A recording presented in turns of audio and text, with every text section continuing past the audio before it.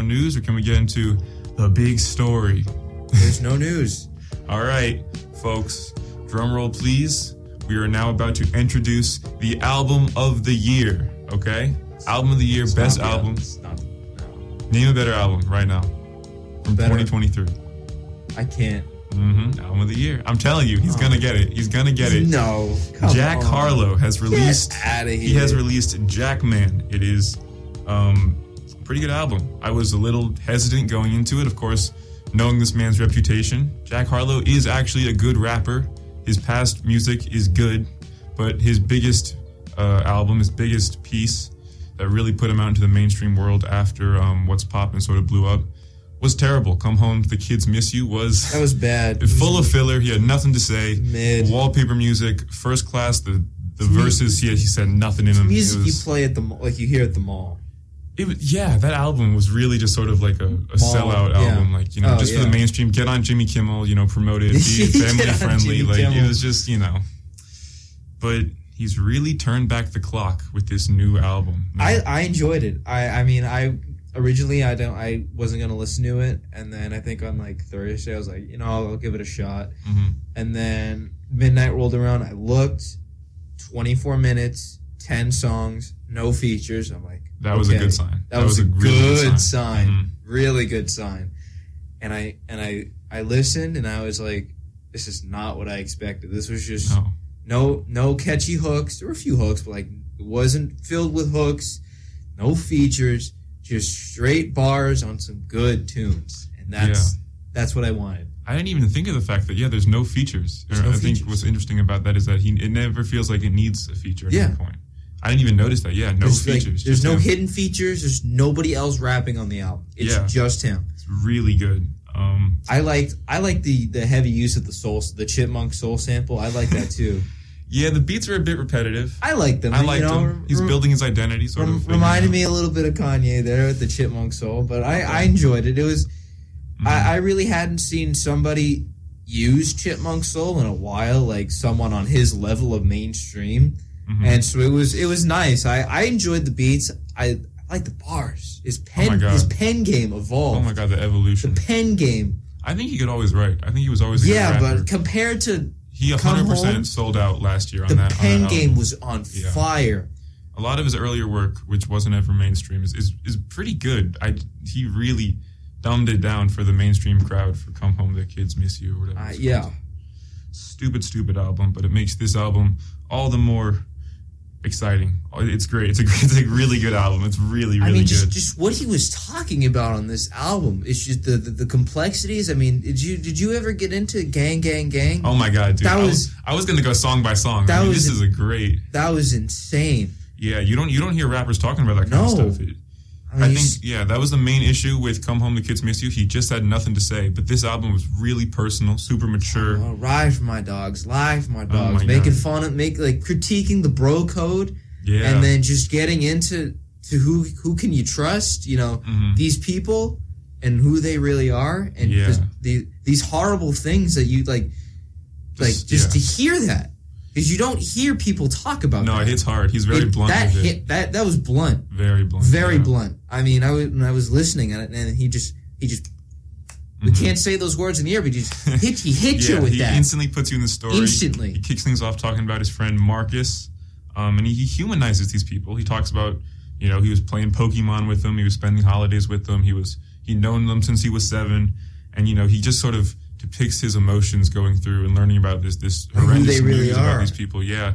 And you can hear his denial. He goes like, not our Marcus, not our Kevin. And you can hear his whole mental process as he sort of ride for my dogs, lie for my dogs. Takes in and processes this information. Yeah. It hits hard. It hits really hard. And you can hear the confusion and the sort of, he just really does a good job of depicting the complexity of being hit with news like that. My goodness.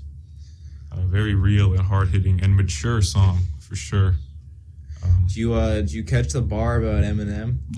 Yeah, people are talking about this. I don't know, whatever.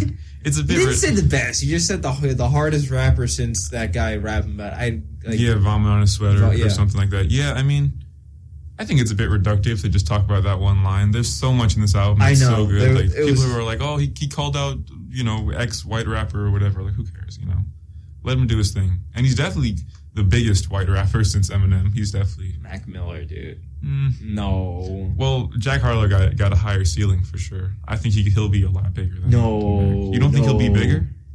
You mean a higher ceiling in terms of popularity or talent? Combination of both. No. I think so. He will never have as much talent as Mac Miller. This is a really good album. I'm sorry. I know. This is a really good album.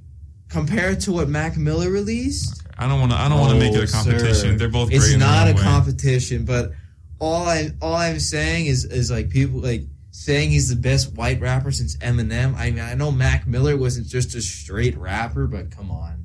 He's got to be in that convo. It's whatever. It's a dumb conversation. I don't really care too much. J&M did get a shout out in the tracks. First track, Common Ground. I think that was one of the stronger tracks of the album. I'm talking about sort of cultural appropriation, his sort of place as a white rapper. Yeah, he was talking about people adopting the cultural sort of stereotypes of black culture and trying to adopt it for themselves, even though common ground they may think they have isn't really quite as common. And J&M happened to get a shout out in the song, so shout out to Jack Harlow for that. He says, quote, condescending suburban kids growing up to be rap journalists writing urban myths about who they think is the best urban kid. That's us, man. That's us. He calls us out. So a shout out to Jack Harlow for that really nice shout out there. I wouldn't call us journalists. Hey. We are not journalists. Hey, well, we're trying to be. We're just on a mic. We're on a mic talking crap about rap. What's your major, Mike? That doesn't matter. Okay. We're not rap journalists. So he's not calling us out. We're below rap journalists. Yes. Is that what you're saying? Yes. Okay. We're even worse than who he's talking about. Sick.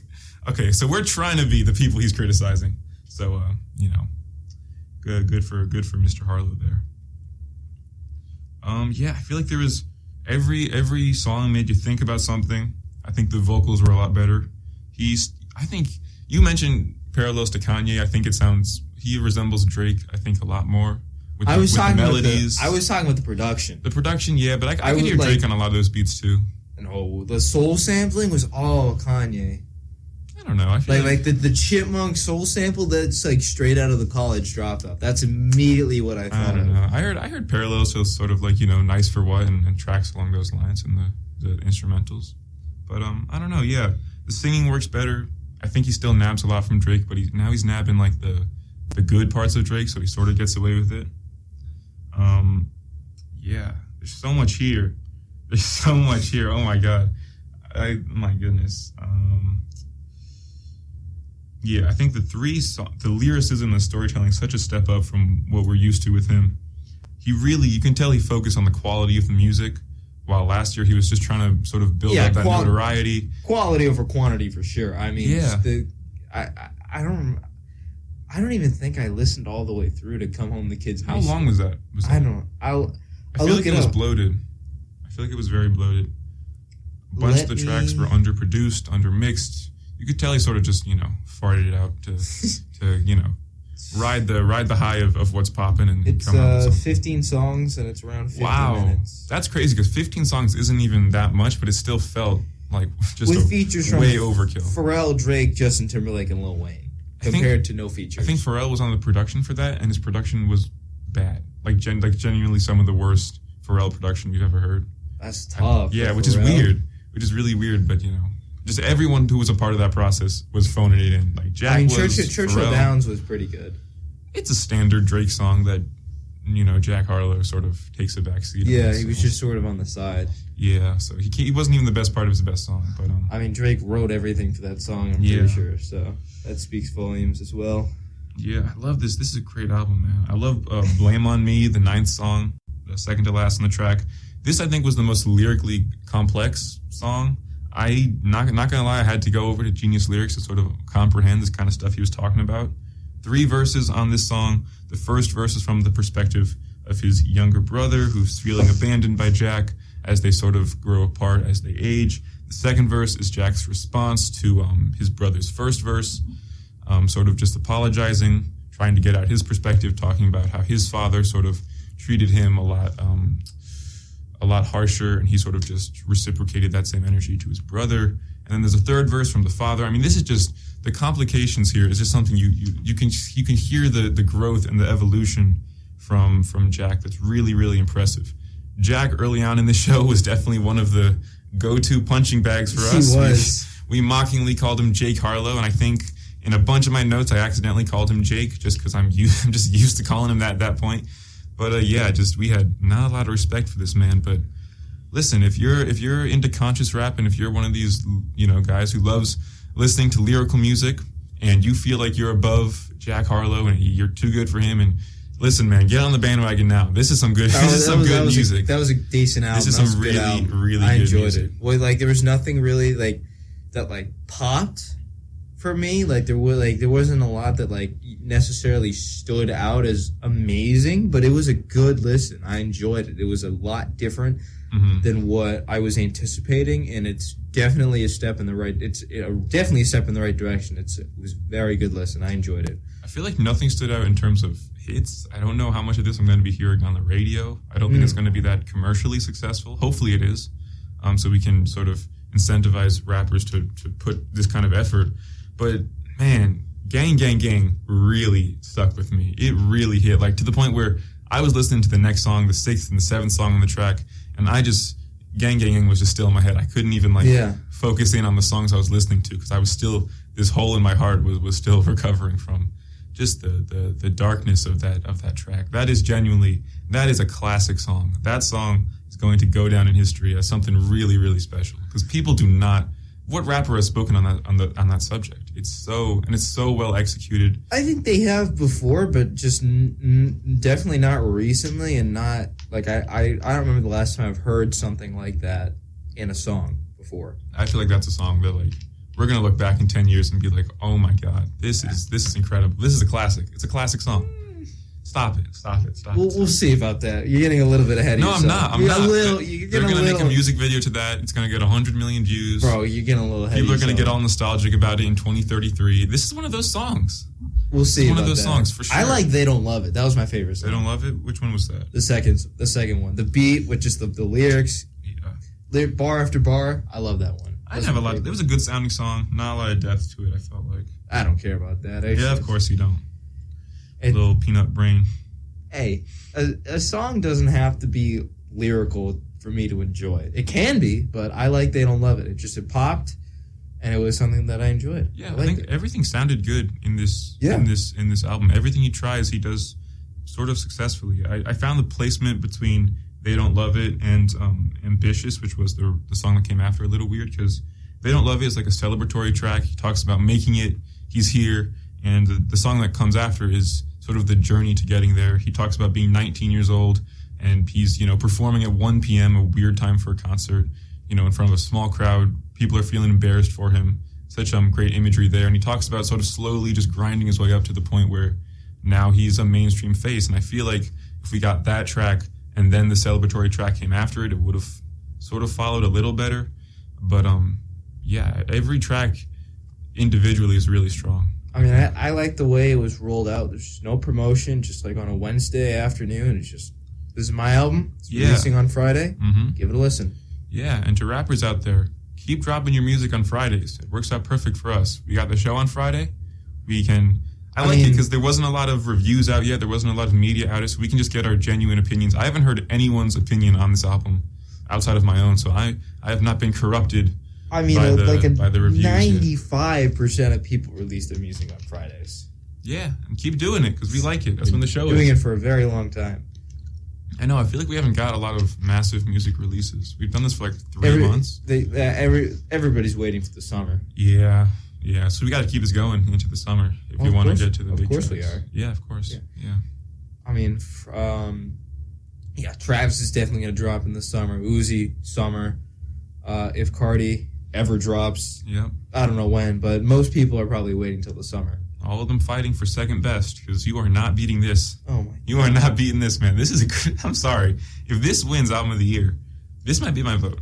Early placement, but I'm gonna put it there. I'm gonna put it up there. This is probably a a good 9 out of 10. 9 out of 10 album. And I'm a tough reviewer, but man, great album. I'm definitely gonna be coming back to this very frequently. You can laugh. Why? What are you laughing about? What are you laughing about? Hit to Pimp a Butterfly. Stop it. I know you got your biases about Jack Harlow. No, I'm not. I do too. I know. I thought it was a good listen, but you're acting like this is the next to Pimp a Butterfly. I think this is a classic album. Maybe it's been you're not one caught day. Up yet. It's been one day. It hasn't even been a day. Irrelevant. Listen to the content. Oh my God. Listen to the content. I think it's ahead of its time. I think, maybe one day you'll pick up on the real stuff he's saying. I have, but it's been less than a day. Let the music sink in with you a little bit. And this is the guy who says he's not a hater, folks. I'm not a hater. Not a hater. Nope. This guy. I'm not. I'm just saying. All about positivity over here. I'm just saying that it's a little too early. It's been less than a day. Chill out. Classic. Chill out. Classic. You need to chill. Generational album. All-time album. Now Eminem could never. Now you're just pushing my Honestly, button. he was disrespectful. He was being humble there when he said he was the second best white rapper. Because, who even is Eminem? You know what I mean? I bet Jack would never vomit on his sweater. He keeps his sweaters clean. All right, anyway, I think that's our review for good old Jack Harlow's album.